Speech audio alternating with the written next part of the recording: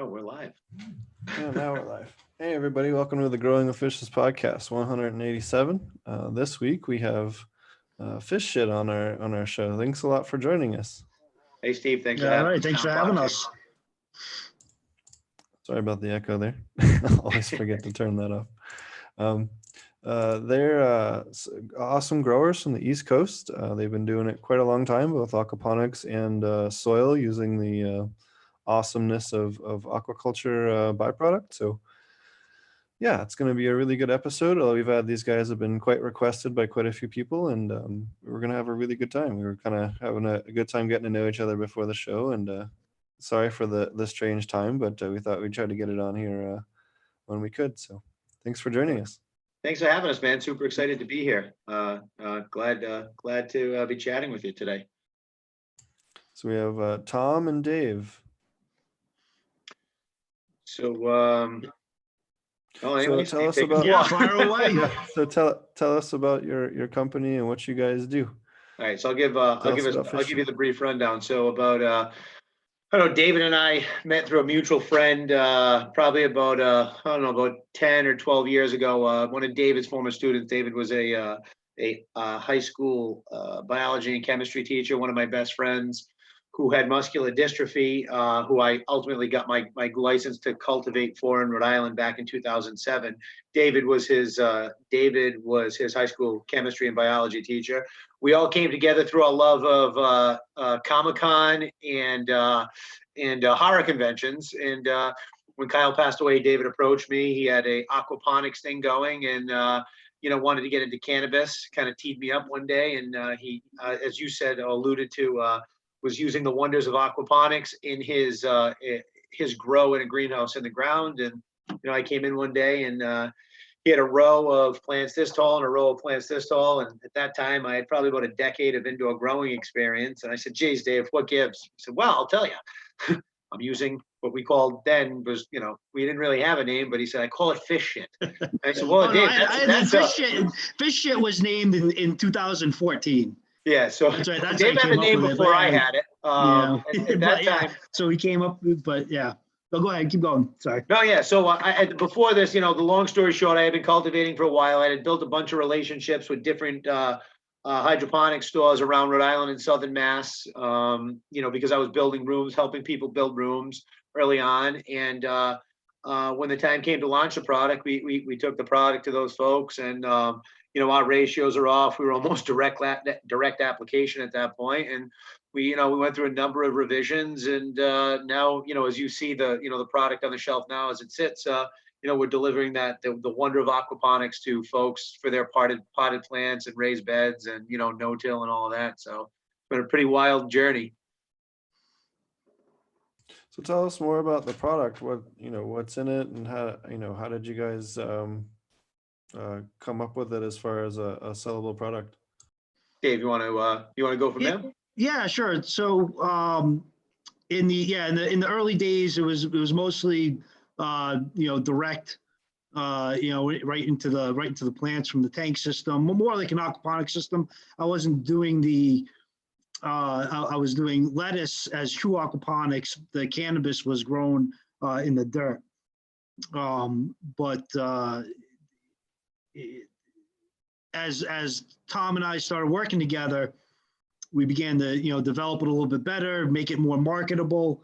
It's our composted fish manure. I really don't talk about what all the ingredients that we put into it. It's more proprietary right now. Sure. It's got to do with what we feed the fish, and how I've set up my my biofilters in terms of collecting and the organisms that are there. But yeah, it's still developing.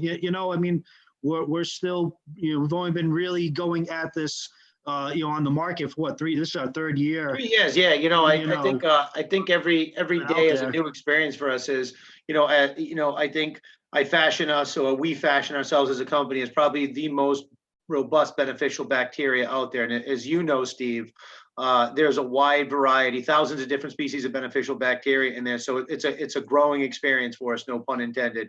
Each day we find a new use, or, early on, we thought that, it was, wow, this product's really great, helps vigorous vegetative growth. And, we realized that later on, as we did testing and, we grew side by sides with different labs and cultivation facilities around the country, that, wow, like, we had more than just, that boost to the veg state. We noticed early on that, overall weight is increased at the end. Overall terpenes and cannabinoids has increased dramatically from, the basement grower right up onto the true cultivation facility that's super dialed in. And I think that's all due to the robust nature. Everything we do is made in a greenhouse. Obviously, that, right? The blend of different organic inputs that we give the fish is a direct result of, the quality of product that we're getting at the end. And it's kind of odd for us. Like David said, we've only been at this 3 years, and we have kind of a weird sort of cult-like following, and I think that's only because the product works so well. We didn't really realize what we had. I don't think we realized how good it was going to work. It just hit. All of a sudden we were like global. Yeah. Well, people really like this shit, no pun intended. Yeah. And when we started getting the results and the reorders, when the professional facilities that really knew what the fuck they were doing, when they started, can we do that or not? I don't know. Once they started coming back for more fish shit, we knew we had something there. And, when they noticed, the increased results on top of what they were already doing. And some of that, as when you're using something from a natural system, you're getting those organisms that are they're almost unknown because they're not culturable, so they're not really cataloged. And so I think that we're hitting a lot of processes in the soil that are not really measured yet. So I think that's a great point, Dave. As far as microbiology and soil, like Steve, what are your thoughts on that? I mean, as far as where we came from, being just being a grower, and everybody I've spoken to along the way, a lot of the microbiology of soil is pretty much uncharted territory at this point. Well, there's quite a bit of documentation in soil, but there's not a lot on individual species, but there's next to nothing in terms of documentation for mineralization and aquatic microbes as far as terrestrial plants go. Right. As far as what is interacting in the same ways that mycorrhizal do. Some crops prefer to have a little bit of mycorrhizal with the aquatic ones, how to work those in combos, which we do all with the dual root zones and stuff like that. But with the aquatic microbiome, there's very little that's actually been studied. And this is one of the things I often talk about in my seminars. Anyone that's been to any of my talks knows or has watched the upload or two of one of my talks, is that it's really an area that has a lot of room for growth and product development, and just even stuff that can be reapplied to soil. Just because it is cultured and thriving in an aquatic microbiome doesn't mean that it still won't have a very good ability to make certain microbes available in soil, even for a short period. Maybe sometimes it's 3 days, sometimes it's, we'll just adapt and live there. About 78% of them will live in both environments, given the right humidity levels. So, and that's just what we understand at the moment. And then Dr. Efron was one of the first people, Dr. Efron and then Dr. Elaine both have discovered mycorrhizal fungi that will actually survive in partially aquatic or fully aquatic biomes. So it's really interesting that we know so little about the aquatic stuff, but that's why it's stuff like the stuff that you guys have coming from an aquatic environment really gives you an array of microbes that you're not going to get in a powdered mixture or in something that that's in a stabilized spore form. That's one of our, look, I don't fashion myself a scientist. I'm an old school grower, right? That's where I come from. And that's when I'm talking to people at different trade shows, and I tell them the beauty of this thing is, we let Mother Nature kind of decide for us. We're not made in a vat in a laboratory. Oh, hey, we're not made in a vat in a laboratory. We're made in a greenhouse in the belly of a fish, and then we have a proprietary process, which is not really all that in depth. We kind of, very simple. We keep things simple, and we just let Mother Nature. We let Mother Nature take its course, and out there delivering that aquaponic again, and I'm gonna take it from you, that the wonders of aquaponics and delivering it to the masses out there. And it's kind of interesting too. We're always so focused on cannabis, but every trade show we do or every event we do, we always have somebody come in from a different world, whether that's helping orchids to bloom or different trees or different plants, just producing at their best and highest levels. And we hear these stories day in and day out, and it's almost a little bit overwhelming at times to hear the different areas that we're making an impact on. It's kind of hard. It's like drinking from a fire hose at times, right? Like, where do we chase? What do we look at? Where can we have studies done? So right now, we're out there looking for folks that are using our product and looking to actually, I'll plug us a little bit. We're looking for folks that have taken our product and have documented it or used it and have documentation to show us the values, because every single day we're finding a new use for this product. And it's kind of exciting. Super exciting. So I know you have some side-by-sides on your site. I was poking around when I was writing questions for the show. What are some of the differences in the results that you're noticing? I saw one of them was a drastic difference in THCA versus THC, which I thought was interesting. Pretty cool, right? People are after that, especially for making diamonds and stuff. And I thought maybe you guys want to elaborate more on that. All right, so I'm glad you asked that. I had a great conversation with the I don't know if you're familiar with the brand Remedy out of Nevada. They're actually Silver Sage Wellness. Hassan Kalabatri is the head grower. They're a great guy. He and I, he started doing some testing for us here in Rhode Island at a company called JBE Industries, and he's since moved to take over the head grower's position there. And some of that documentation comes from him, but today we just got another batch of documentation that I can send over for you to kind of pour over and dissect. And just from the THCA and THC standpoint, you see those increases, and we see that it's happening test over test over test. And now we know it's happening. Now is to figure out the why, isolate what in our product is doing that. But not only are we seeing increases there, but we're also seeing increases at close to up to 25% in usable grade A marijuana, or grade A cannabis, excuse me. In a dip in the grade B or the LARF and chafe at the bottom, and it's not just one test done by us. It's test over test over test from facilities in Nevada, Michigan, here on the East Coast. And we have the data to qualify it, saying the why, what in the product is doing it. And we've done some, we're in the process of sifting through that ourselves, and we've got some answers coming down the pike. Also, if you look too, we also make a major increase in terpene production. If you look at if I think I know what you're looking at on the site, you'll see there's a significant increase in terpene production as well. And again, we know where it's happening. It's just figuring out the why and getting the science behind it, which our whole 2020 initiative as a company is to figure out the science behind the results that we're getting, which I guess it should have been the other way around, but I guess we're fortunate to have these tests keep occurring for us in the same manner and seeing the same increases. So we're looking forward to getting a lot of this published. We have a white paper coming out on some of what you're asking now. That's going to be out by the end of March. So stay tuned. We'll definitely get that over to you for you to take a peek at. Very cool. I'll have to have you pop back on and let it. Yeah, I'd love to. I'd love to.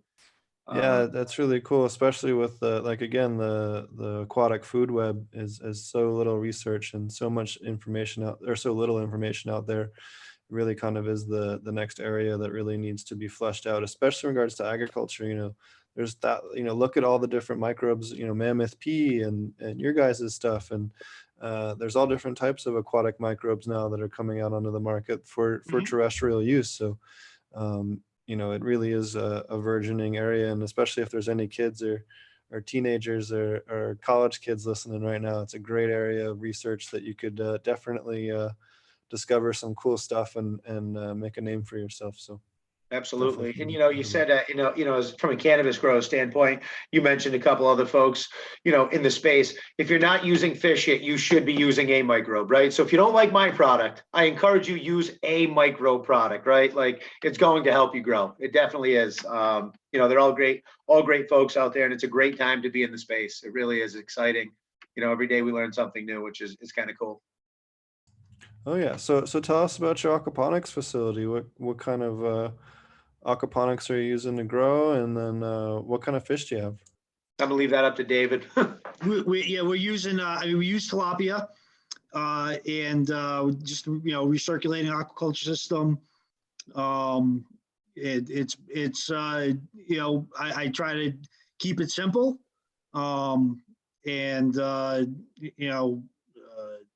That's about, it's a simple, real simple system that we're using. It's not, again, we fill out a greenhouse, and it's not taking, a ton to produce and get some high quality microorganisms out of it.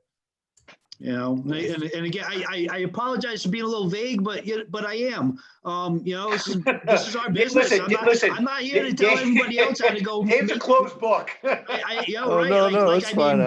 Like you got more out of me pretty much, than anybody else right now.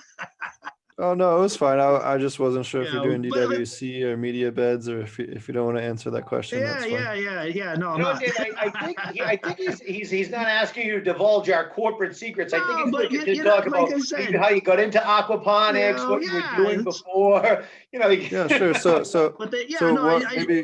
Maybe what other stuff have you grown in aquaponics? Maybe that's a better question. There you go. This is really my first foray into aquaponics. I was a high school science teacher, and then I decided I wanted to. I felt like there was a need, a market for local aquaponics, local tilapia. And just by going to the grocery stores, looking at what they were getting for prices on, fresh tilapia, I thought that, that if you were smart and didn't go, I didn't feel like you had to go too high tech to get good results, good fish, good produce, and you could, compete with, the price points that you need to hit. And, so when I left teaching for a little bit, while I tried to get this off the ground, and I was still teaching and running the facility, before the fish shit product was developed, and, before it is right what it is now, and now it's, able to stand on its own. But I was doing, for the majority of the aquaponics, I was doing lettuce, just NFT lettuce. Doing the mini head, and basil and peppermint. And I thought, I don't know, for food production, the basil was one of my most notable. The difference in the smell from what I was growing to what you could get in the stores, and even restaurants, like chefs were like, where did you get that basil from? They were shocked at how just the potency of the odor of it. So that, again, that's what kind of drove me. Maybe there's more in the byproduct than the actual than the aquaponics model. We don't actually grow any vegetables or basil anymore. No, yeah, I'm now not we doing have that we right have now. pet fish. We have pet fish. They poop a lot. We rescue. I say we saved them. We rescued all these fish. Yes, there's a fish sanctuary. Come here. You get to eat, poop, and screw other fish. So you get to make babies. I don't know. You can put me in that kind of camp any day of the week. What cultivars, if you're up for discussing, what cultivars are you growing or had a really good success with in aquaponics? So in my aquaponics in the greenhouse, I love variety. So I do a ton of different stuff, and always trying to find what worked for my environment and what didn't. Some things that I felt like worked really good. And I'm really inexperienced in cannabis, so when I started out in this, I wanted to grow. I was just getting stuff from friends, and then I started buying seeds. But it was, I felt like the sativas did well in my environment versus, some of the heavier indicas, because I would run into, more mold issues, for those dense buds. But one of my favorites to grow was Acapulco Gold.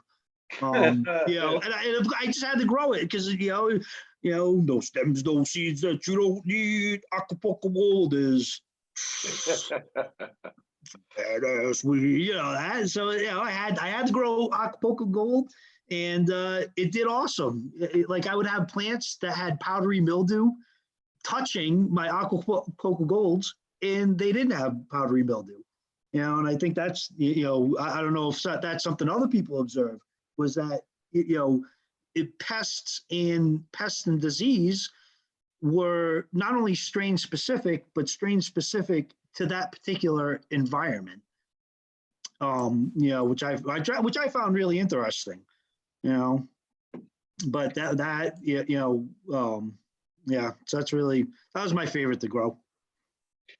I have a little more to add to that. So I was more on the cultivation side than David, and I've always had my mainstays. I was a big Cindy 99 guy back in the day. I grew a lot of White Widow. When it became, obviously the folks out on the West Coast are going to throw up in the mouth when I say this, but that green crack and blue dream as it made its way across the country and like the I did like blue dream. We were growing a lot for production. Well, when we were growing for production out here, so it wasn't. There's Dave's kids. Hi, Dave's kids. And then obviously as it became more mainstream and you started to see more of the geneticists starting to do collaborations, I've grown, I've been growing PChem for a number of years right now.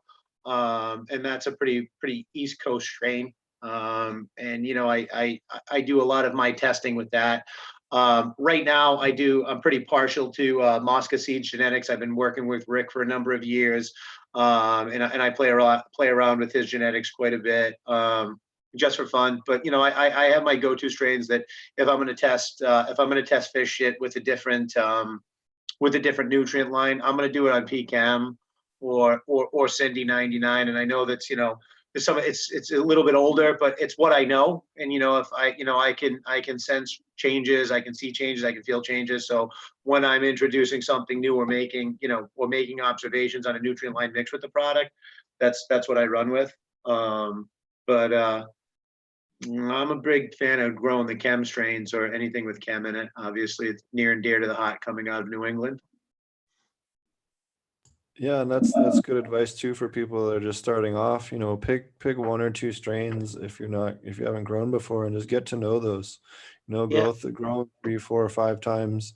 You'll notice what you do wrong with that cultivar, and you'll improve on it, and you'll end up with a much better.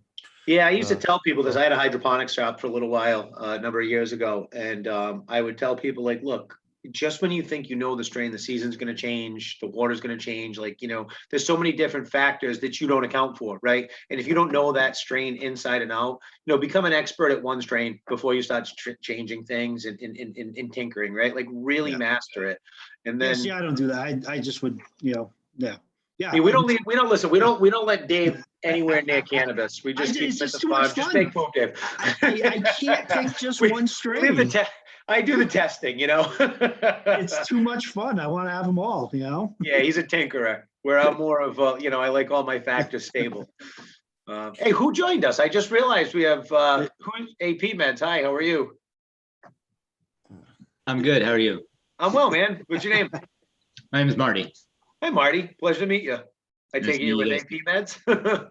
Yeah. AP Meds on YouTube, Instagram. Cool, man. Just a home grower, growing some aquaponic weed. Awesome, brother. Awesome. All Where you right. from? I'm from Southern Oregon, Gold Hill. Cool, man. Awesome. Yeah, Marty and I started the show a long time ago because we got sick and tired of people saying that you can't grow good aquaponic weed. And we got sick and tired of it. And then him and I met arguing over dual root zone pots and then became good friends and started the podcast. So that's awesome. Some of the best relationships are forged, through conflict in the beginning, right? Yeah, and a lot of times I find just people that are willing to discuss things without like throwing up their hands and walking away or pouting. Open mind. Just like, hey, like let's talk about it. Advantages, disadvantages, and then everybody knows both, right? Like, well, that's how you learn, right? Yeah, you got that's a how you learn. sword. You get better. Well, good. Hey, so maybe you guys can help Tommy and I out. So Tommy and I have an ongoing feud of using microbials in undercurrent versus undercurrent sterile.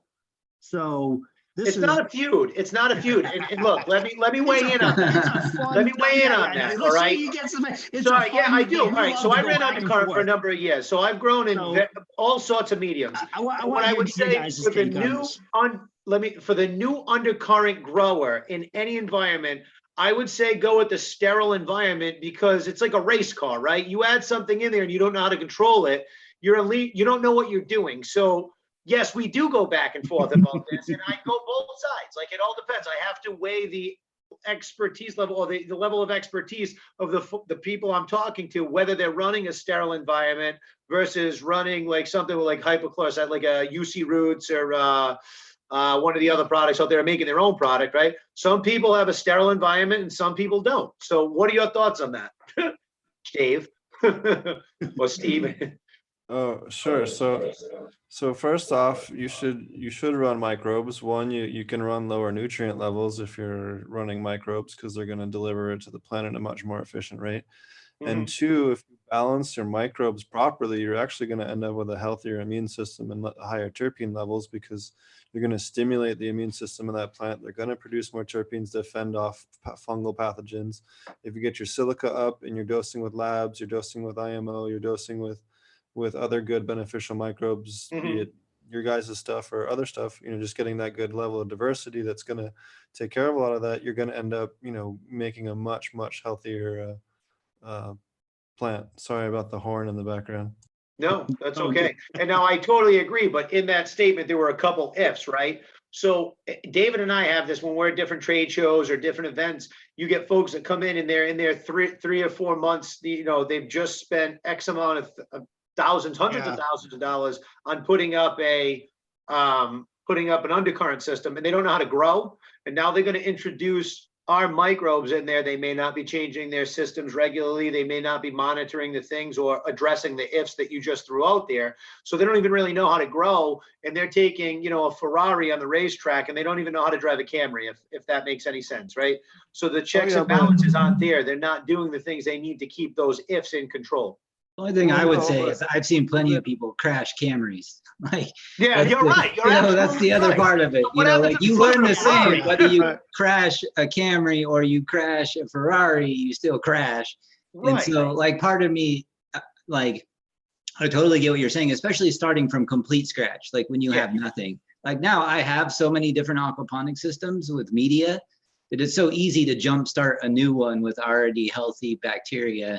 That for me, sometimes I forget, like maybe starting from scratch, you might crash sooner.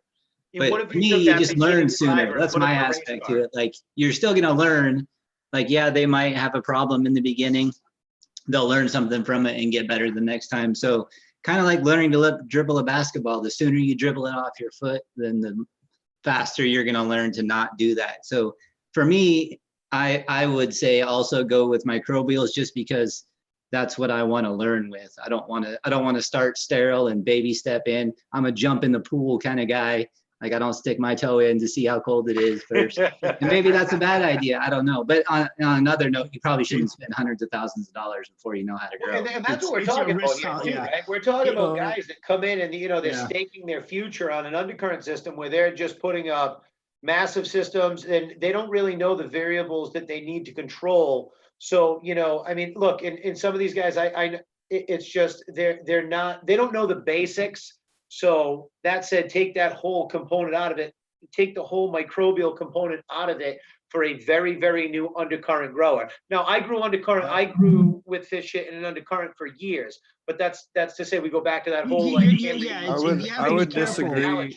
I would disagree pretty heavily. Who doesn't know how to drive a Camry in a race car, your chance of crashing, I think, is going to be greater, right? Where I would much rather see somebody learn to grow in that system with relatively no experience, and then later on say, okay, I want to add the bells and whistles, because I do think that there is a good chance that you let things get out of control. A lot of guys, they don't change their resume. They're just not diligent in proper, they're not, doing, proper procedures in order to run an undercurrent system, let alone adding bacteria in it. But your microbes are going to help eliminate things like pythium and a lot of other fungal infections. I totally agree. They're going to eliminate them completely, and people need those training wheels, especially until they get used to it. It's much more difficult. You're going to have a lot more issues with the sterile system than you will with a even if you're a first-time grower. I think even seeding it with a small amount of microbes, again, if for no other reason, for reduced IPM. You know what? So I agree with the whole Pythium thing. I guess it's just, and I don't want to say I'm jaded, but I guess it's from sitting on the other side of the counter as having owned a hydroponic shop and seeing some of the craziness that I've seen go on, right? It's more, I don't know. It was my mindset there that I didn't want to see anybody get in over their head in the beginning. Get mad at you. I saw people adding this and adding that, and it's just like, they're taking advice from everybody else and they're not adhering to standard practices that they should be, right? So there's too many variables they're not accounting for, not knowing how to run that kind of system. Now, whereas somebody came into my shop and said, look, I want some potted plants, I want some, I want some soil, I want a high quality soil, and I'm going to grow some trees in these big potted plants. Well, to me, it would be microbes, right? As opposed to, salt. So on the flip side of that equation, I am a huge advocate for microbes in any other system than the beginner guy who's month one of a DWC, right? So David, you gotta be careful recommending, like I'm seeing it. Dave, you're live right now, so it's out there. You wanted to bring this up. We do this that's what I mean. But like when people ask you personally, like, you don't know their experience level. I do. The thing is, like, so you chose to bring it up. So, like, I assess their experience level every time I'm behind the trade show booth or having sat behind the counter of the hydroponic shop. So my job is to assess your level of growing and design something for you to grow. You have to be careful. I understand. It was more just a fun. Like it's fun to talk about because some people, you don't know, but it's tough in our position.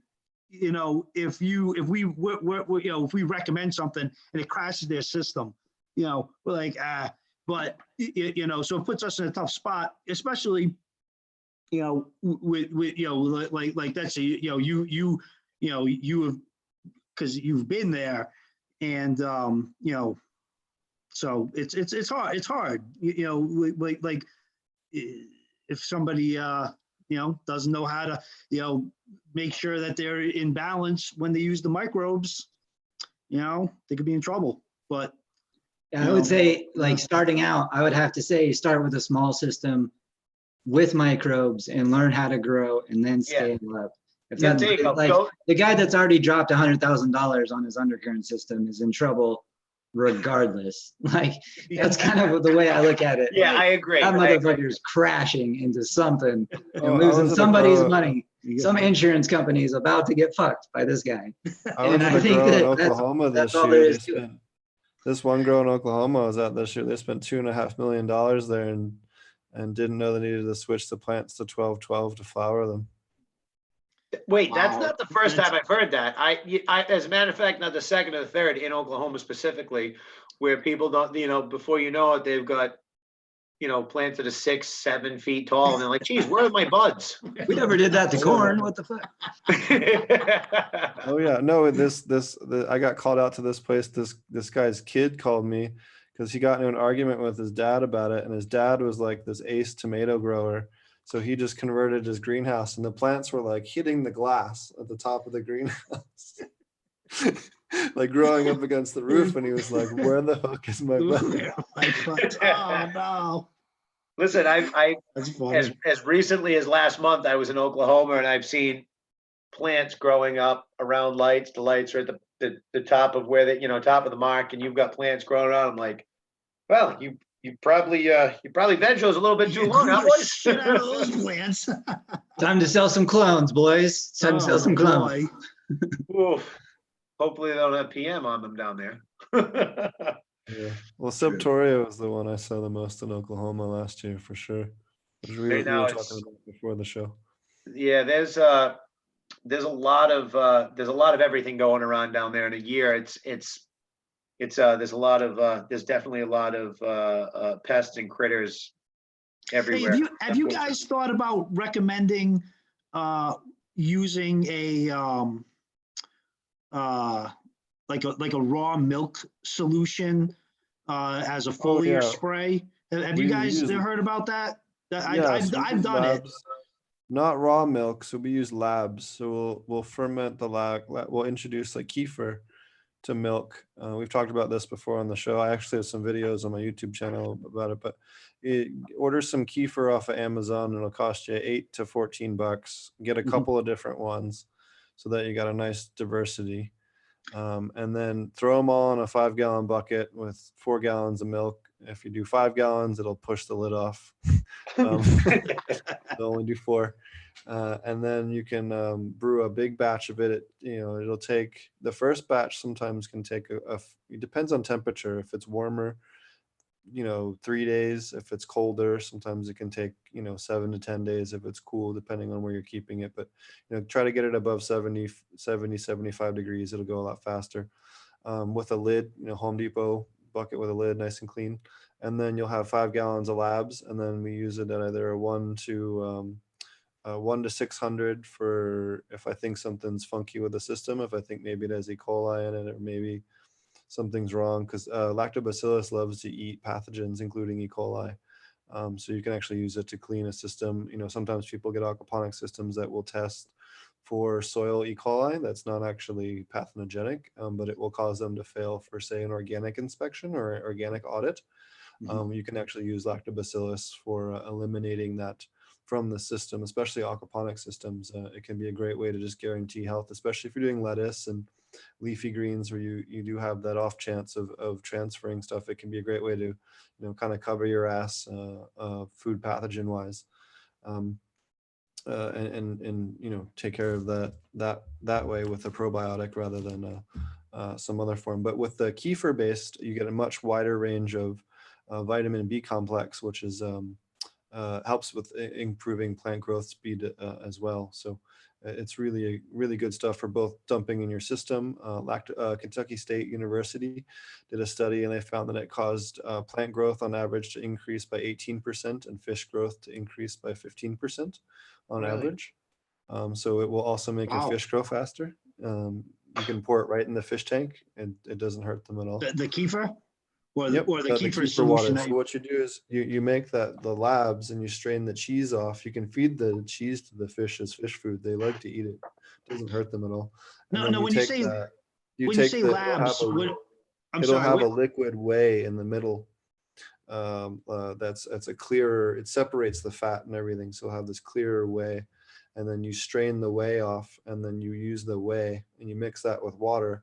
And you pour that in at a 1 to 600 ratio. So if I had 600 gallons a system, you'd use 1 gallon to dose it. Or if I was doing it just as a maintenance dose, you do it 1 to 1,000. So I'd pour in 1 gallon of that for every 1,000 gallons in a larger commercial system. But if I suspect a problem, then I'll use it at a 1 to 600. Just make sure you don't use it late into flower. Sometimes it can cause some problems. If you're growing cannabis, you don't really want to dose it maybe much past week 2. As far as dosing it into the soil layer, you can absolutely use it in the aquaponic system, you know, the entire run. There's no issue, but dose it at that 1 to 1,000 and not to the, you know, anything more beyond that.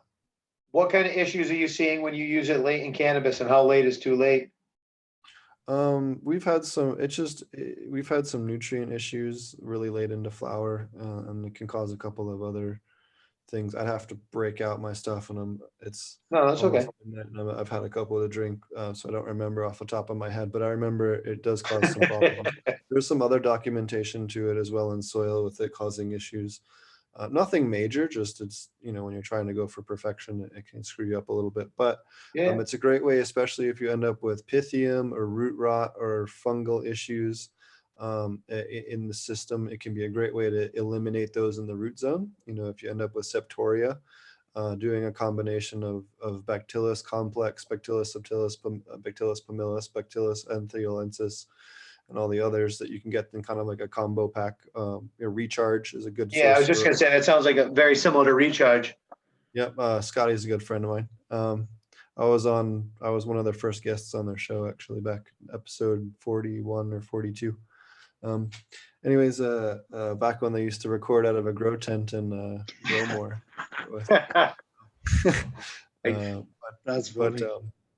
But yeah, so you do a combination of that, and then you do you know, maybe 2 days later you hit it with actinovate, and then maybe 2 days later you do the lactobacillus. We were able to use that combination in a couple of different grows last year that were hemp or cannabis, and completely eliminate the septoria as a problem.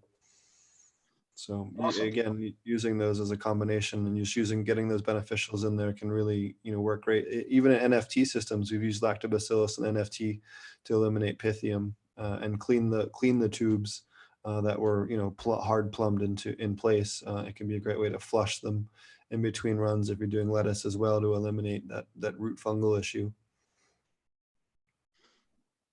Interesting. Yeah. Now, what is there in the aquaponics? How do you find mycorrhiza in your systems? Like, are they able to, you know, colonize in there? So all the stuff that I design and most of the stuff that I work on, we run a method called dual root zone planting, which I also have information on my YouTube, where we have pots, like either a 5 or 7 gallon pot most of the time, and the top half is soil, and then we have a layer of burlap, and then the bottom half is hydrogen, and this allows us to have a soil layer that can then be amended, or, you know, and provide additional supplementation control without affecting the fish at all, especially for things like potassium can be an issue. And then also an area for the mycorrhizal fungi to provide all of their wonderful benefits, such as increased terpene levels, and giving that area for all those terrestrial microbes to grow and provide all their different processes and synthases and other, you know, things like that. And what really got us down to that route was when I worked at the aquaponics source, we did a bunch of testing with fruit trees. We did blueberries, we did avocado trees, peach trees. We had dwarf citrus trees, a whole bunch of stuff that we tried to grow in aquaponics. And there was a client we were working with in Montana that had a greenhouse, and he was doing hundreds of fruit trees.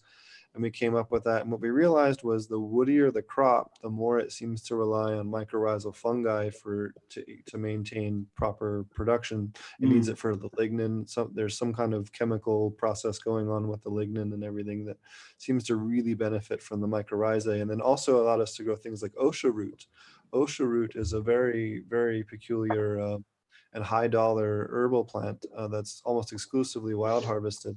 And we were able to figure out how to culture that mycorrhizal fungi that grows on the roots from a small amount of wild stock that we had managed to get a hold of from local sources in Colorado, and on a stream bed actually that I had collected, and just collected the soil right next to the stuff that was growing, and we used it. And we were actually able to grow that in both media beds and wicking beds quite easily. And once we had introduced that water loving mycorrhizae into the system, Yeah, it really, just as a base rule of thumb, if you're growing in aquaponics, do a dual root zone plant. But if you're doing something like a fruit tree, maybe do like 75% soil with the bottom quarter being flood and drain. And we make sure there's and normally with the cannabis, we have about an inch, half inch to an inch dry layer between the highest point with the flood and then the lowest point for the, there's a moth landed on the microphone. There's about a 1 inch gap between the highest flood layer and the bottom of the soil. And this allows the water to not wick up into the soil. And then we top dress. We have a manifold system we use to water everything equally so that we don't overwater too much and can maintain the value. But if you're doing dual root zones, you want to take your pot. So we'll say this glass here, the bottom half is your hydrogen, the top half is your soil. You have a layer of burlap that just holds the soil up.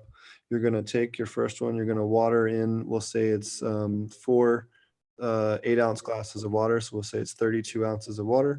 You're going to reduce that amount in half. So you would use, 2 of these 8-ounce glasses for your watering to make sure you don't oversaturate your water. And how you determine that would be just to water that top layer with a known measuring glass until you reach saturation, which is it drips out the bottom. Make sure you do it kind of slowly so you actually get an accurate amount on the volume. And then that's how you can tell how much to dose as far as water.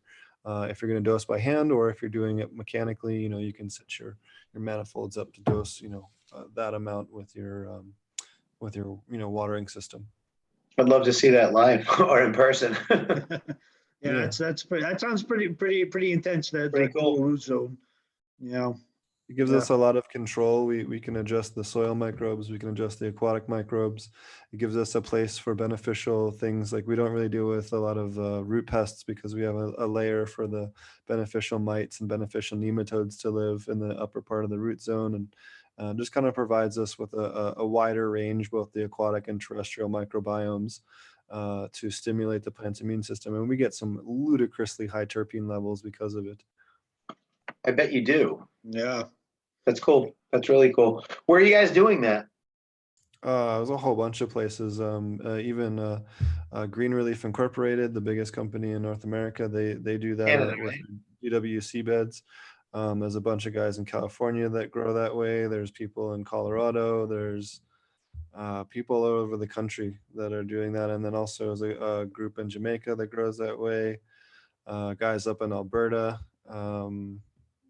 We're going to be doing it here in Africa. All of our nurseries are going to be greenhouses here, and then some of our seed production and some of our all of our EU export will be in greenhouses with aquaponics. So awesome, good stuff. Hey, so is the locust problem down there? Is that as bad as they say it is? Is it like truly biblical, like locust hordes, or is it a little exaggerated by the time it gets over here? So sure. So we're actually far south of the locust swarms right now. Most of the locust swarms are in Ethiopia and Kenya, which are much farther north. I'm good 900 to 1,000 miles or more north of us. Okay.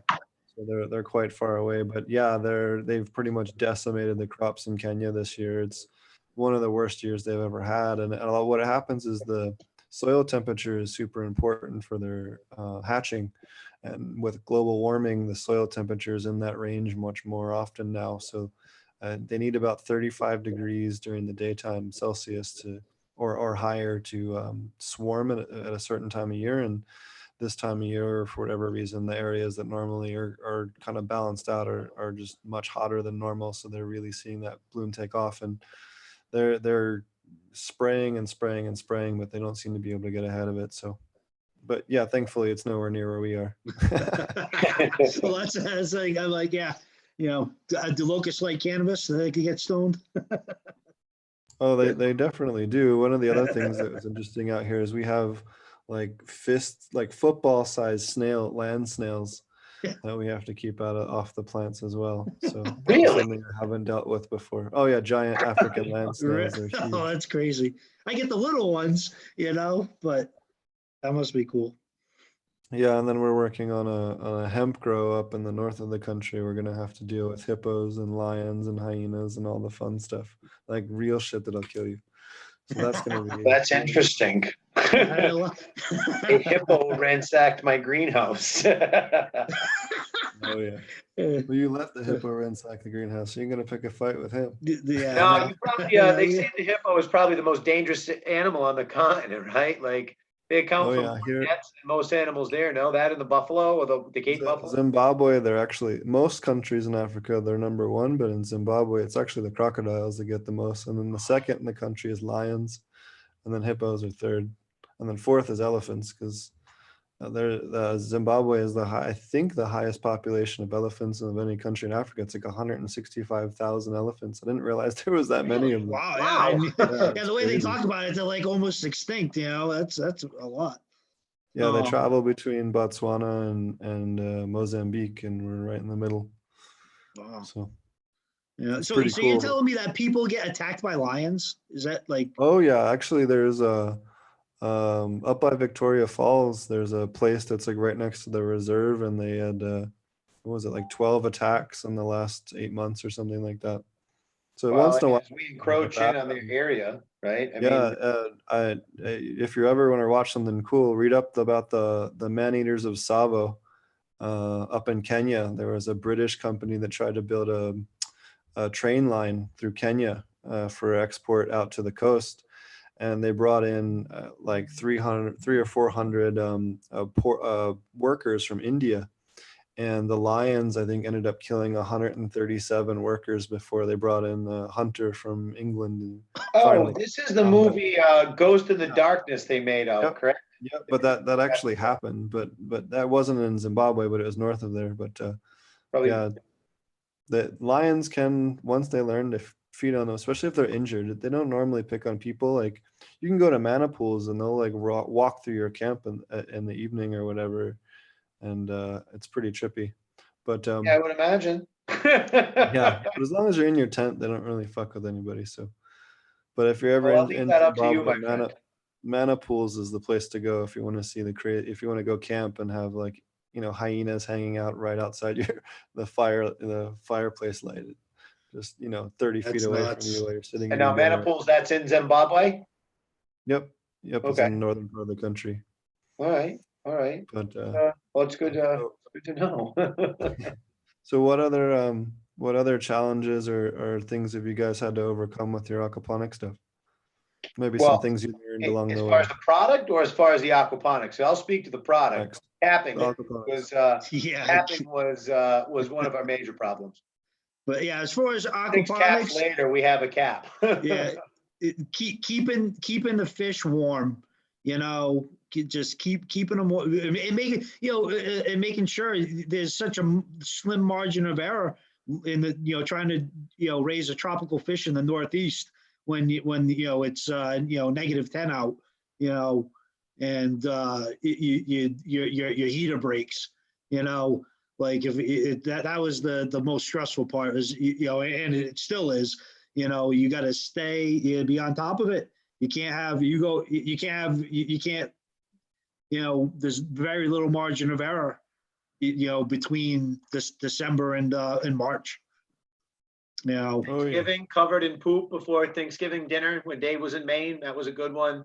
We had a filter that was stuck. We got the filter unstuck at my close expense, not having the ability to we'll go home and change, because my mother would have been very mad at me had I. So I went to Thanksgiving dinner covered. Oh my God, that was a disaster. And then Tommy's like, Dave, I think there's now here. How many gins did you have into that already? Well, so I was out with the boys for Thanksgiving morning, right? We don't go out at Thanksgiving night anymore. So he called me and I'm like, Dave, I'm out with my friends. I'm going to meet up with my mother. I got to give so I was a few drinks and a breakfast into it. And Dave's like, I'm in Maine. Something just triggered. There's alarms going off. You've got to get to the farm now. So I rushed over to the farm in my Sunday's best, and that's the way I went to dinner, covered in shit. There was a fish stuck in the intake. Yeah. Well, no, you thought there was, and I'm like, no. I'm like, no, there's no fish in the intake. So sure enough, after dinner, I look and I'm like, I'm looking at the cameras and checking everything. And I'm like, what the frig? The flow had stopped. And I'm like, and so I told my wife, I'm like, I gotta drive home. She's like, it's they freaking giving, He was in northern Maine. Oh my God, yeah. So I had 3 hours down, and sure as shit, there was a fish had gotten through and gotten to the filter, mashed itself in the pipe. And it, so the heater, with no flow, you got no heat. So, yeah, that was not a, I was like, God damn it, Tommy was right. There's a freaking fish there. I was all mashed into the pipe. It got sucked in there. Yeah, it was bad. We first started, we did a bunch of- Go we ahead. did a bunch of work with heaters with recirculating coils from tankless water heaters on thermostats. And that works really good as well, especially for larger setups, because you can run it through the beds and through the tanks. Yeah, we use large pool heaters, and with those, they're not made to run with muck in the water. So it's always gunking sensors up, and it's like, yeah. So it's I haven't had the chance, but I got to really custom build my own heater. That's very simple, and I have a wood stove that I use that's got a heat exchanger in it. So that that's actually what I started off with when I built my first farm, was just a wood stove, and that's that was it. Yeah, But, we did something similar in Colorado, and then we got tired of having to wade through waist deep snow to go refill the pelletizer in the Yeah, middle exactly. of the storm, and switched to Blizzard. We had a good blizzard that really did us in, Dave. Remember the beginning of that blizzard 2 years ago? We couldn't fit. We were trying to get a roof back on the greenhouse in the middle of this windstorm. The wind picked up. One of the folks that was helping us, the wind was so strong, pretty much picked her up off the ground. We had a Kong toy, right?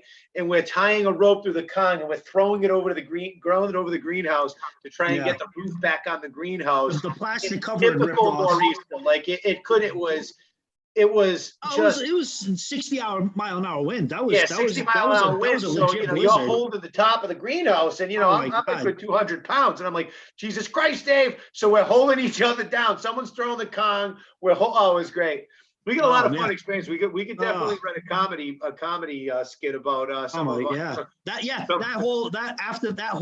whole winter till the summer, we had the roof had like it was ripped off, and it was held together with a couple shade covers. Shade covers, yeah. That's shade covers, yeah. Covers. So when it was. Yeah, we got 96 inches of snow up here. Everybody, the winter was like January 15. Oh, we're great. There was no snow. We're out of the winter. It was like, it couldn't have got, we got 96 inches of snow from January 15th till the middle of March. Every weekend, it was a foot of snow, a foot of snow, a foot of snow, a foot of snow. We had so much snow around the greenhouse at one point in time. It was covered like that was the year before that. It was completely buried. You couldn't see it. Yeah, you couldn't. It was nuts. All learning experiences, right? Oh my God. So tell us about the East Coast cannabis scene. We actually mostly have people on from west of the Mississippi. What do you want to know? You wouldn't know that we got started here in Rhode Island in 2007. So I got licensed to. I became a caretaker and a patient back in 2007. And the scene is very.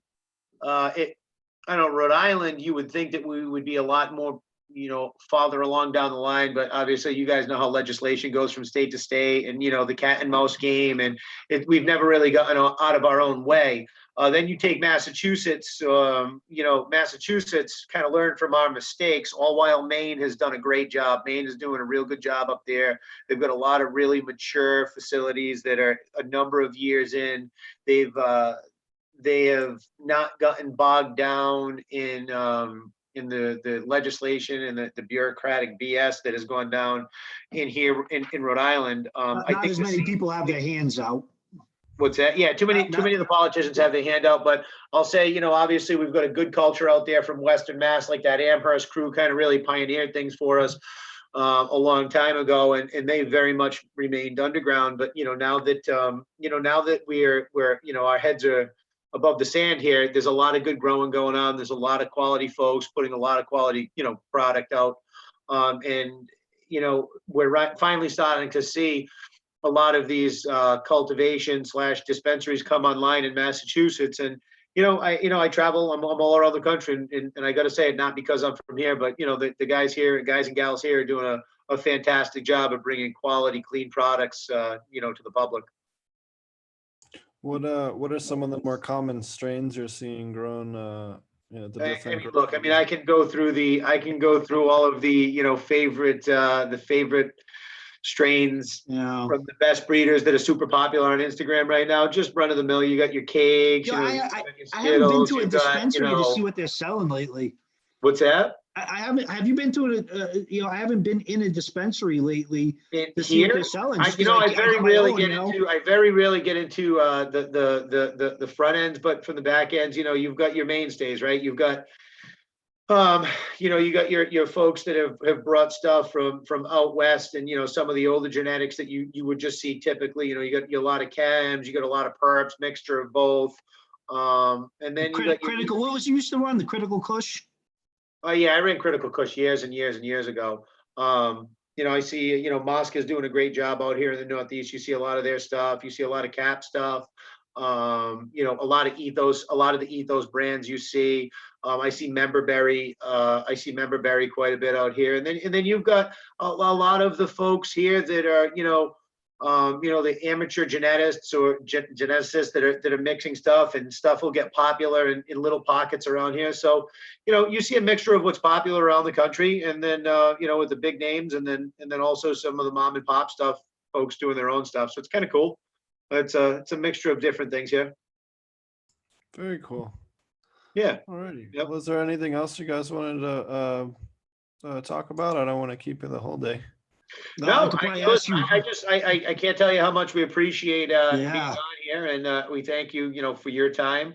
I look forward to getting that white paper out so we can give you some of the science behind the results, and you know, hopefully you'll have us on again someday in the future. Yeah, definitely let us know. We'll get you back on when you're ready to release that. That'd be great. All right. Good luck. Hey, listen, don't let any of those stray lions get you, pal. Yeah, watch out for them lions, man. Or hippos for that matter. Why don't you guys tell everybody how to find you and how they can find out more about? So you can get us on Instagram at Fishhead Farms, or you can get us at www.fishheadfarms.com, or on Facebook at Fish Shit. So you know, you can go online. We have, you know, free samples if you want to try a free sample. And, you know, we are in most of the shops in most of the areas of this country. We recently have just gotten our California label down. So we'll be in, you know, the shops all over California soon. I know we're in a number of areas out there, California, Oregon, but anywhere pretty much Colorado east, you can find us in most hydroponic shops. Yeah, we're known as Fish It on the West Coast. California deemed us too vulgar, so we also are Fish Shit in California and Oregon. Fish It, IT. Fish It. Looks the same. yeah. You would say everything says is, yeah. That's I was the land of porn wasn't okay with having on that note, shit on our label. All right, guys. Thank you very much. Just wait till you try to run a grow in California. You don't even. Oh man, I see. Oof, I hear things are getting a little tough now there. Oh man. All right. Well, thanks again for coming on. I really appreciate it. Take care. Right, guys. Thanks a bunch. Thanks. Take it easy. Bye-bye. How you doing over there, Marty? Looks like Marty walked away for a second. We'll get him to give us a tour when he gets back. I've been working on just getting everything ready. They just changed the rules on us again, actually for the better this time earlier this week as far as cannabis goes here in Zim. So we'll kind of going through all that and figuring out what that means. Pretty stoked on some of the changes though. I'm pretty happy. And then doing prep work for our hemp project, and which is separate from our cannabis stuff. And yeah, just kind of moving forward on a bunch of different fronts. We've had a lot of good things happen in the last week or two. So, but unfortunately, not always ones that lead to spending time in the field. But such is life when you're trying to get things going. I say listen, didn't catch the whole show. Okay, but yeah, so just mostly doing that, and then figuring out which cultivars we're going to be growing at this hemp grows. Looking at soil balances. Been working with Roger at True Aquaponics, working on some cool new stuff for the subscription service. And those of you that aren't aware, you can visit trueaquaponics.com. If you have a commercial aquaponics system, we do have a subscription service where you can sign up and we will test your water and send you custom balanced nutrients to fix your aquaponic or hydroponic system, which really makes life easy for you if you're trying to balance your stuff out. We also will do organic certified systems as well. So whatever your needs are. It really helps with fixing those mystery nutrient deficiencies. So yes, the subscription service is up already. You can find out more information at trueaquaponics.com. Somebody asked in chat there. Yeah, hopefully Marty will get back here before too long. But other than that, got a chance to go out and see some animals last weekend. That was a lot of fun. Going to see the lions and snakes and tigers and bears and, well, maybe not tigers, but everything else. And there's a live picture. Here, let me see if I can make it spotlight. There we go. This should be, yes, there we go. So there's a live video stream from Marty's grow. You can see dual root zone pots draining down to the sump and then the fish tank up on the right. But yeah, so other than that, just, you know, hunting around for high quality stuff out here and working on sourcing different things, figuring out what we can and cannot import as far as beneficials, although it doesn't look like they have too many restrictions of beneficial insects here in Zim. If anyone ever needs working on a project in Africa, I do have a nice little spreadsheet put together on all the beneficial insect suppliers out here and what they carry. And yeah, so any other questions from chat? Let me see here. Had a really great time having those guys from Fish Shit on. We've had them, quite a few people request to have them on. It was also cool. We got in a couple of topics. They asked us, we got to talk about labs and a couple of other cool stuff this episode. We'll give Marty another minute or two. Anybody have any other questions in chat? Alrighty, well, I guess we'll wrap the show up since I'm not really sure when Marty's going to come back. If he comes back sooner than later, we'll go live again. We will have another show on Saturday, or I'm sorry, Sunday at the normal time at noon. I just, with Valentine's Day and everything, I thought it'd be fun to try and hop on here on Thursday and do a show at least on the same day as we used to, even though it's not the same time. Have you found any of the amazing strains that are not around in the States? I have found some really cool sativas out here. It's kind of hard to find people that'll let you go see their plants. So that's been a bigger challenge than normal, I guess. But we're getting there. I've seen a couple of grows now and definitely have some nice seed from some good sativas that we managed to get from local supply, which is good. And then found some, what was really interesting, actually found a really, really stinky old school skunk. Someone had brought some skunk over from back in the day, or they have their own skunk cultivar. I'm not sure which, but some of the best skunk I've smelled in a long, probably since I was a teenager, just that really stinky roadkill skunk kind of smell. So I definitely have a few friends back home that definitely are going to want some of those. So we'll make sure the paper planes find their way. Can you pick your brain about earth bag building? I want to build and try to put in an aquaponic system. I'm worried about dealing with humidity. So if you incorporate, so I actually have some cool plans for an earth bag or earth ship house. You can absolutely incorporate a greenhouse. You can actually use flowing water from a large aquaponic system built into the home to help with climate control by heating the water with solar water heaters. And you can mitigate the humidity by using geothermal. So if you run geothermal loops, those geothermal loops, because it's cooler ground, will really help suck the moisture out and can help dehumidify the air as well in larger spaces, whether greenhouses or in a earthship type design. Potent Ponics, what's the most interesting expressions you've seen from the same cultivar grown in different climates? Just a huge difference in resin, and then also purple strains seem to do much better at high altitude. Again, you have a much higher amount of vitamin C. So like Warlock, we grew a Warlock strain, which I know a lot of other people have grown. When we grew that in Colorado, and I've posted pictures of this in the past, it was almost jet black, like pure black, a really, really dark black. You know, I have never seen it that black in the West. Excuse me. In California or Oregon, I really do think that that super high altitude in Colorado really gave it a huge boost to the anthocyanin production with all that extra UV. I miss the skunk. Takes me back to my childhood. Yeah, me too. Alrighty. Well, any other questions? Oh, there's Marty. All right, Marty, do you want to give us a little bit of a tour?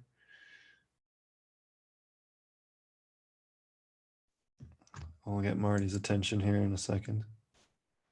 But any other questions in chat while we're waiting on Marty to come back? Looks like he's going to be here in a second.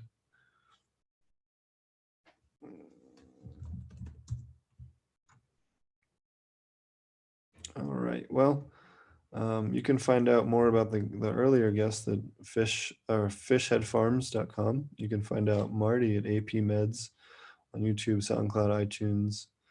No, he's just on YouTube and Patreon. And then you can find out me at Potent Ponics at SoundCloud, iTunes, Instagram, all the things. I was hoping Marty would come back here. We'll give him another minute. We're trying to incorporate chicken coop into earth bag buildings so that they can heat. Yes, just make sure you have no air movement between the two because you don't want that dander coming through. All right, well, I'm not sure what Marty's doing. We're gonna just wrap up the show because it's getting pretty late. It's almost 12:30 here, so I will see you guys again on Sunday. Take it easy.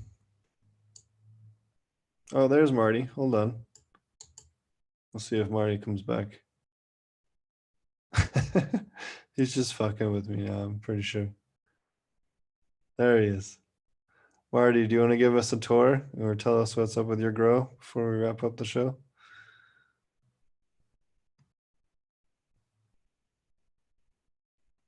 Marty, are you there? Can you hear me? I guess his mic's not working. Oh, he's jumping to the other one. Hold on.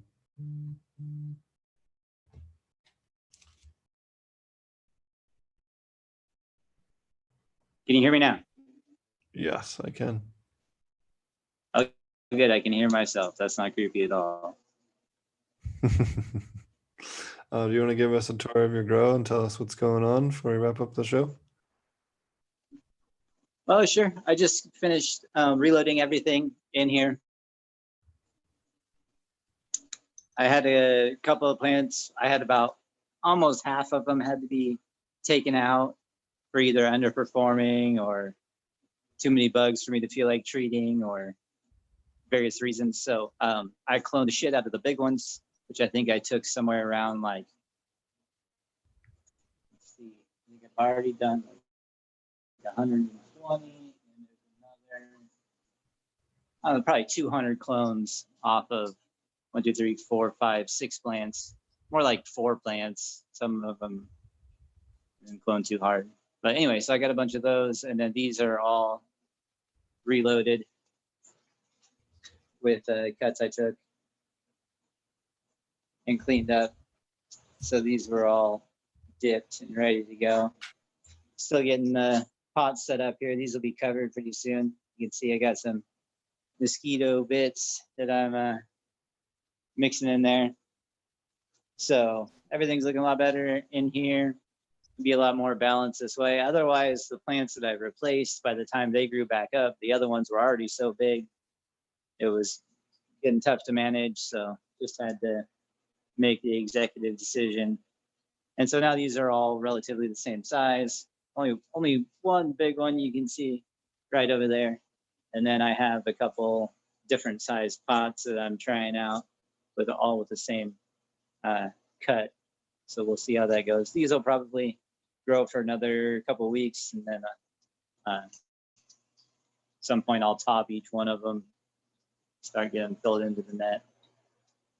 Some of the net got stretched out, like you can see maybe over there. So I'll have to kind of redo some of that, but so yeah, big fish tank. I haven't added too much to the fish tanks or anything. I did add this safety cable here. It wraps around there just because it's so much water weight. You can see it's starting to bow out just a little bit when you're looking down there. So just wanted to reinforce that a little bit. I'm pretty sure one of the supports that I put underneath, I think I told you guys this already, slipped out. So these are tied together underneath here with plywood, but I think one of them came loose on this side over here. You can see it bowed a little bit more on that side. So I was just a little worried about it. So I went ahead and reinforced that. And then I lifted up the beds a little bit. So I replaced the post down here at this end and reinforced this a little bit in here. And I'll probably add another set of supports right in there just to make sure it doesn't bow at all. It hasn't yet, but just figure might as well, since I was resetting everything anyway. So yeah, there we go. You can see the different size pots in each bed, and some of them are in different places. So kind of trying to test a few different things at once and see what I can figure out. So these here in the front are Thorsberry. Those in the back are Pineapple by Banana Frost, which is the same strains I had in here before. And then we can check out the bedroom. There's not much happening in here yet. You can see us up there. I got my projector screen. Got my clone. There's still a bunch of crap in here. So these are some of those plants that were, I'll probably start echoing in a second.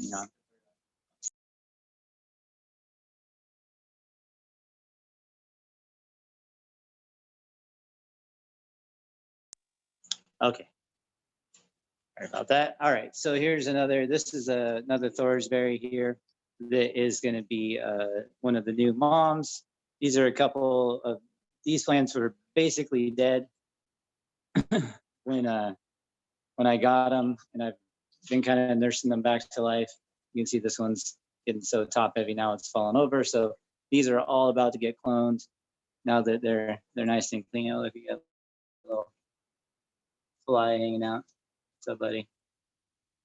So these were just covered in spider mites. Steve, these were some of the ones that I had here, even during that during the class that we went through that. And we looked at root aphids and spider mites and all kinds of stuff on it. Yeah, but it was funny. I got to his house and this guy shows up with a pickup truck full of plants that were in dire straits.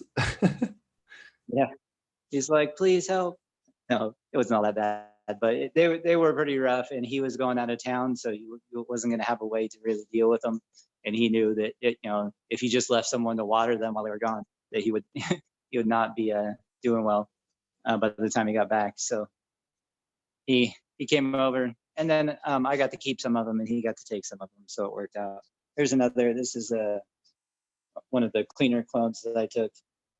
Or clones I took, they already cleaned up, and it's going to be a mom once I pull these out. This is the Pineapple by Banana Frost, and so yeah, that's kind of what's going on here. I got it. You can see there's another bed back there and another bed over there that I got to get set up. I got my cloner. It's kind of chilling over there, and then I got my little work area. So just trying to get things slowly built. Pretty soon I'll have, this will be a bed up here instead of just a work area. I'll probably have a tank down underneath instead of just storage. And got to hang a couple more lights and get these cloned and get these out of here. Then I'll have all moms lined up in here, and probably another tank here next to me on the floor. So got a ways to go. but little panda plastic there. So next time we have a class here and it's freezing outside, we can come into the bedroom. It's also good for watching movies and stuff while you're working. That's awesome. So yeah, you've done a lot of upgrades. yeah, slowly but surely in my free time. So I got some extra clones over there, some babies I'm working on. Just got some lace wings chilling here now that we got all the pretty much everything knocked down. There might be a few little spider mites running around still, so that's what the lace wings are for. These are just LED swap out, so that's what, a T8, I think, a T8 fluorescent light that I just slapped LEDs in. Did you use Persimilis as well for them? And I got, what's that? Did you use Persimilis for them as well, or? For what? For treating the spider mites. Oh, yes. So I used lace wings.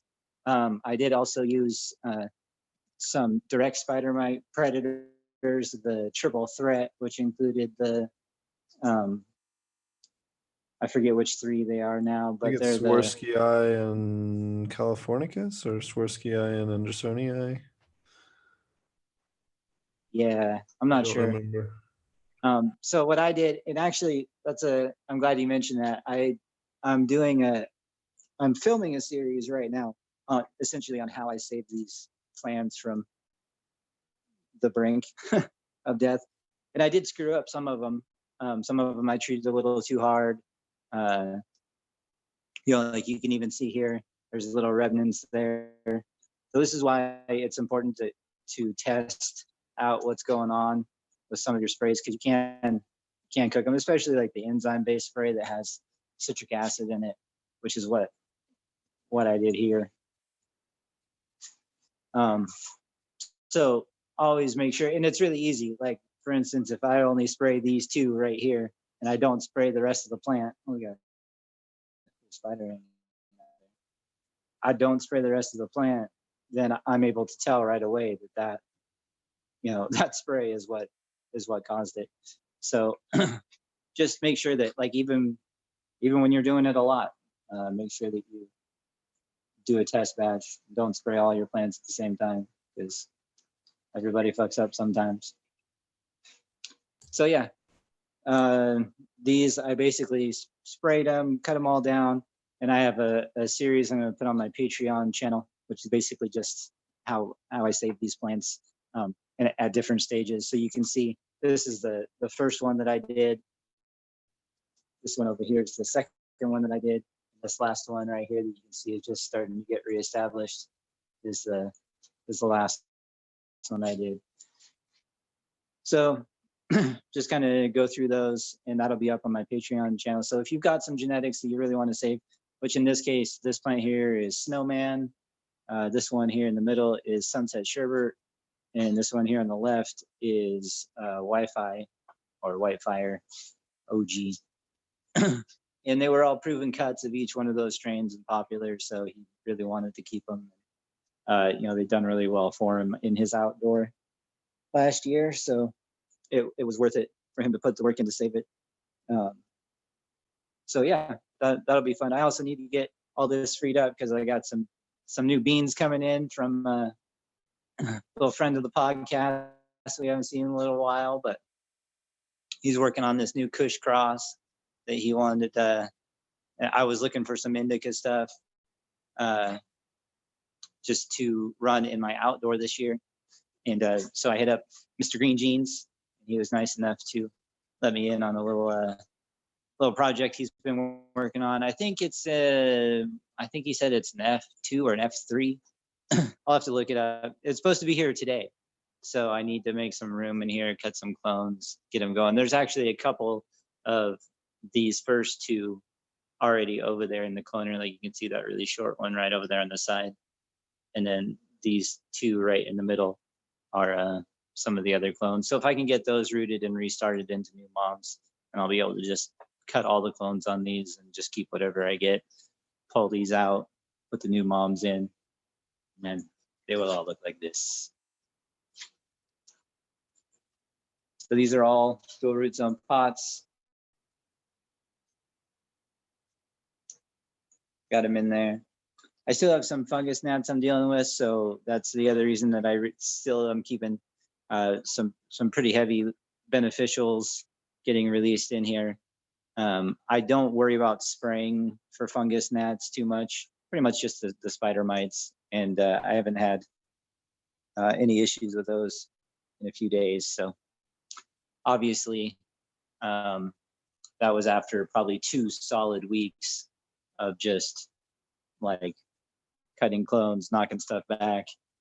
And some of these, the big fight was the root aphids, which finally the combination of nematodes and Basania bavaria or Bavaria basania, I always forget which way that goes. Botanigard for a lot of the people that do it. There are a couple other brand names that you can go with for that. You can see my mess of crap here again. But that's what really kind of set it apart was the combination of those two was really what I was able to get them out of the root balls on some of those, like those over there. And it's really tough to be able to do the ones in the aquaponic system, particularly.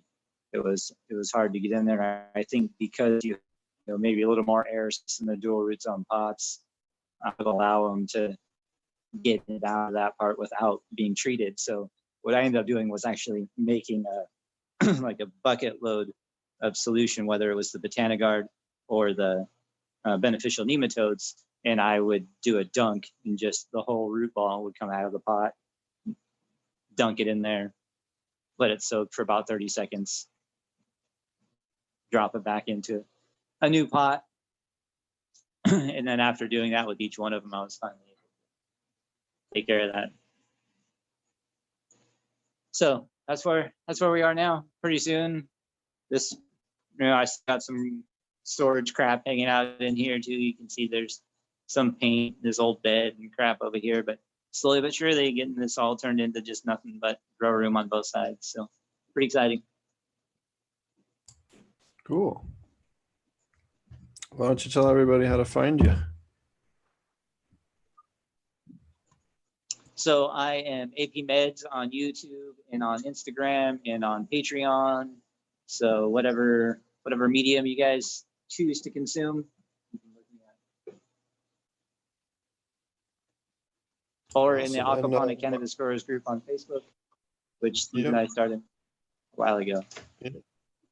And we've also been working on doing a more long-term format for the class so that you guys can take it anytime rather than just on a schedule.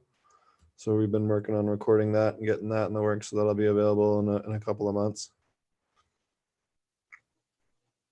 Yeah, a recorded version, which is something that you guys have asked for quite a while. And I think that we'll be able to make it work. Obviously, you don't have quite the same level of interaction as you get as when you take a class with other people live. You can definitely ask us questions and all that kind of stuff, but it doesn't give you the benefit of other people's perspective. Even when you take the online class, you get to hear their questions and their experiences, and so much comes out of that. But I do think that the value of having a recorded version that people can sit down and watch at any time is going to be hugely beneficial as well. So we're just always trying to create new ways to reach the people that can't consume the media that we already create. So I think it's going to be fun. Yep. And so that'll be available here in a couple, hopefully by 420 if we can pull it off, but we may or may not be able to hit the goal. And then I've been working on my book, getting that pretty far along. I got our illustrator lined up. He's a super cool guy. He's going to be illustrating the different diagrams and some other cool stuff for the book. So that's all been going good. had a lot of free time in the evenings to work on that. So we'll have that. Hopefully, I'm hoping to have that ready for July or August of this year, and really help get everybody on the right track with aquaponics, because there's a lot of Marty and I definitely talk about regularly. There's a lot of comedic stuff going on in the aquaponic cannabis world right now, and it's going to be entertaining to see what happens with some of the different stuff on social media. But it's going to be fun, and I really look forward to getting this book launched. And you can find out more about it. It's Aquaponicia will be the name of the book, and I'll have that out later this year. So thanks a lot, everybody, for watching. I know our episodes aren't quite as long as they used to be, but it's just it is what it is when you're on the other side of the world trying to make this work as close as I can to the old schedule. So thanks for watching. You find out the podcast in audio or video format at Potent Ponics on YouTube, SoundCloud, iTunes. I love iHeartRadio, all the different places that we host the podcast. Thanks for listening, and we'll see you. And thanks for Fish Shit for joining us this week. And we'll be back again on Sunday. Well, you know what? We're gonna see if we can make it work. We're gonna have a cool guest nonetheless, but I think one that a lot of breeders are really gonna want to be interested in. So, cheers.